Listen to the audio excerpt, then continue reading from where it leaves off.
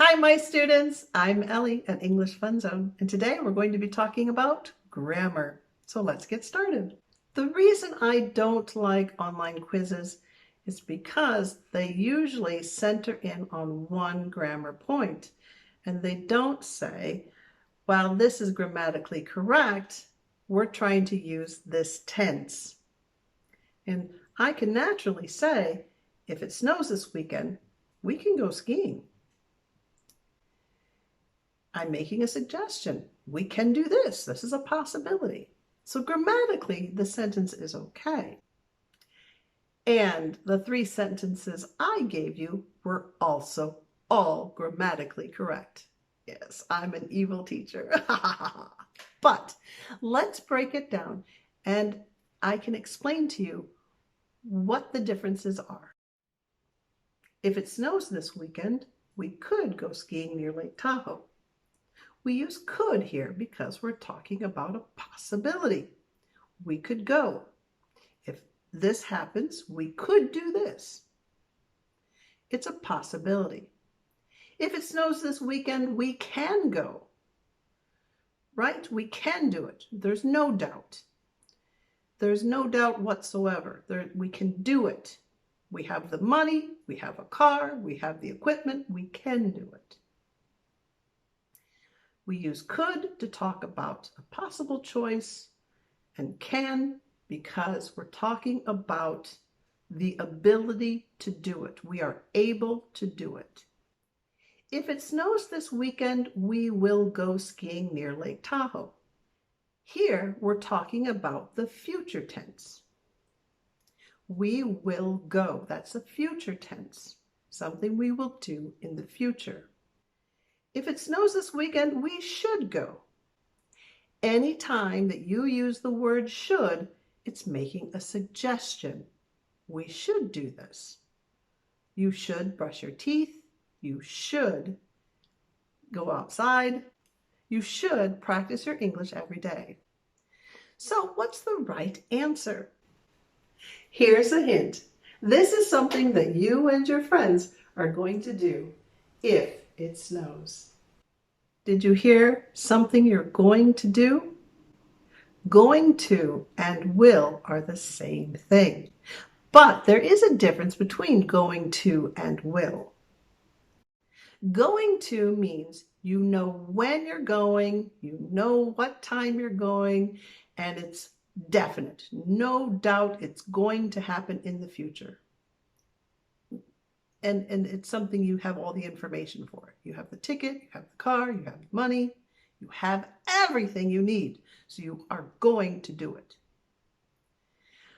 If you will do it, this means you will do it, but you don't know what time, you don't know what day, you don't know when you'll have the money, but you will do it. You will do it. You just don't have everything. You don't have all the information. Native speakers use will and going to the same. We say will, we say going to. We don't think about, do I have all the information? Am I really going to do it? So just be comfortable saying will or going to. It doesn't matter. So don't focus on that. Don't worry about, oh, did I say that right? Will and going to are used the same. I will do it tomorrow. I'm going to do it tomorrow. It's the same meaning. It doesn't really change the meaning. So the answer is, if it snows this weekend, we will go skiing near Lake Tahoe. Our next sentence is, I came to England 6 months ago. I started my economics course 3 months ago. When I returned to Australia, I for 9 months, and I in England for exactly 1 year. Did you hear when I said Okay, so here's a hint. If you're taking a test and there's a blank, don't stop at the blank. I tell my students, don't stop, because our brains automatically fill in the blank sometimes when you say the whole sentence. So if you say the sentence, I for 9 months and I in England for exactly 1 year. If you say your brain will say, oh, I know what that is. So what do we know about this person? Well, we know this person is from Australia or lives in Australia, and that this person is still in England. And how do I know this? Because the sentence says, when I return to Australia, I haven't done it yet, or this person hasn't done it yet. When I do it, when I do it. Then the first part of the first sentence says, I came to England 6 months ago. So how long has this person lived in England? 6 months. Let's say they left in January. January, February, March, April, May, June. That's a Chinese 6. June. And the next sentence says, I started my economics course 3 months ago. Ago is past tense, 3 months in the past. So April, May, June, 3 months ago.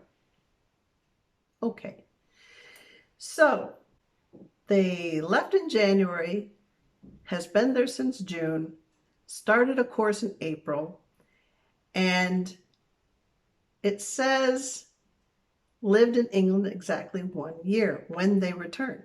So how many months is left in the economics course? If you said 6, that's correct, because 6 plus 3 is 9. And in the sentence it says, I for 9 months. If you said, I came to England 6 months ago, I started my economics course 3 months ago. When I return to Australia, I will have been studying for 9 months, and I will have been in England exactly 1 year. We use will have been and the action in ing. Will have been studying, will have been playing, will have been working. We use this because it hasn't finished yet. In the future, it will be this amount of time. So it will have been this amount of time. It will have been 9 years. It will have been 2 hours. I will have been doing this action for 9 months. So I will have been studying economics for 9 months. I will have been studying economics for 9 months. It's not finished yet, but in the future. I will have been in England for a year. Still in England. I'm still there. This person is, not me. This person is still in England. It's not finished, so they say, I will have been in England for a year when this person returns. Okay, I hope that helps. Let's look at the next sentence. Samantha lived in Berlin for more than 2 years. In fact, she there when the Berlin Wall came down. This is another reason why I do not like online quizzes, because grammatically it could be correct, but the quiz only allows for their answer, and they don't explain, or it doesn't explain why it's right or why it's wrong. Is this sentence correct? In fact, she lived there when the Berlin Wall came down. Grammatically, this is fine. You can say that. You can say she lived there when the Berlin Wall came down. It means that she's not living there now, but she lived there during that time. So the answer is, in fact, she was living there when the Berlin Wall came down. You can say that too. You can say that she was living there when the Berlin Wall came down. If you're taking a test and they want to know what they were doing in the past continuous form, she was living there. So if you hear past continuous, that's how you want to answer the question. Let's break these down. I came to, where? England. When? 6 months ago. I started what? My economics course. When? 3 months ago. When I return, where? To Australia. What? I will have been doing what? Studying. For how long? For 9 months.